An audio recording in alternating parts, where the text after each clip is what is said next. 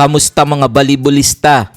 Heto ang game recap result ng Boys Volleyball last November 16, 2024. Winalist ng UA Junior Warriors ang DLAZ Junior Archers 25-15, 25-17, 25-15. Tinanghal na best player of the game si Lance Babon sa likod ng kanang 16 points mula sa 15 attacks at 1 block. Winalist din ng NU Ballpops ang FAO BB Tamaraws 25-21, 25-23, 26-24. Tinanghal na best player of the game si Yoan Mendoza sa likod ng kanang 15 points mula sa 15 attacks. Pinadapa naman ng UST Junior Golden Spikers ang UP Junior Fighting Marons 25-12, 25-9, 25-9. Tinanghal na best player of the game si John Paul Bautista sa likod ng kanyang 11 points mula sa 7 attacks, 2 blocks at 2 aces. Pinataob naman ng Adamson BB Falcons ang Ateneo Blue Eagles 25-10, 25-8, 25-17. Tinanghal na best player of the game si James Ducosin sa likod ng kanyang 8 points mula sa 7 attacks at 1 block. Kung bago ka pa lamang sa channel na to, mag-like na at subscribe. Heto naman ang game recap result ng Girls Volleyball last November 13, 2024. Pinayoko ng Adamson BB Lady Falcons ang Ateneo Blue Eagles 25-11, 25-13, 25-19. Tinanghal na best player of the game si Ellen Gonsalvo sa likod ng kanyang 12 points mula sa 3 attacks, 1 block at 8 aces. Winalist naman ng UST Junior Golden Tigresses ang UP Junior Fighting Marons 25-13, 25-13, 25-22. Tinanghal na best player of the game si Jelian Oxtero sa likod ng kanyang 8 points mula sa 7 attacks at 1 ace. Winalist din ng NU Lady Ballpops ang FAO BB Lady Tamaraws 25-21, 25-17, 25-20. Tinanghal na best player of the game si Harlen Cerneche sa likod ng kanyang 16 points mula sa 15 attacks at 1 block.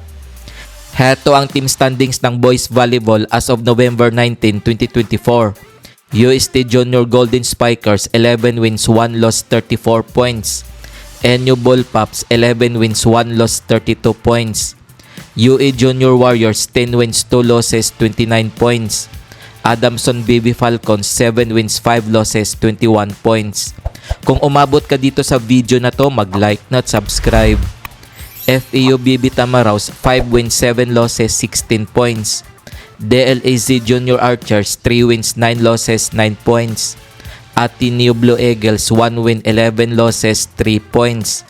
UP Junior Fighting Marons 0 win, 12 losses, 0 point. Heto naman ang team standings ng Girls Volleyball as of November 19, 2024. NU Lady Ballpops 9 wins, 1 loss, 26 points. UST Junior Golden Tigresses 8 wins, 2 losses, 24 points. Adamson BB Lady Falcons 7 wins, 3 losses, 23 points.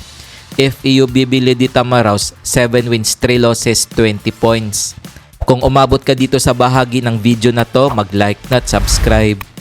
DLAZ Junior Lady Spikers 3 wins, 7 losses, 9 points. UP Junior Fighting Marons 2 wins, 9 losses, 6 points. Ateneo Blue Eagles 0 win, 11 losses, 0 point. Heto ang mga laro ng Boys Volleyball ngayong November 20, 2024 na gaganapin sa Paco Arena. Maglalaban ang Ateneo Blue Eagles at UP Fighting Marons alas 9 ng umaga.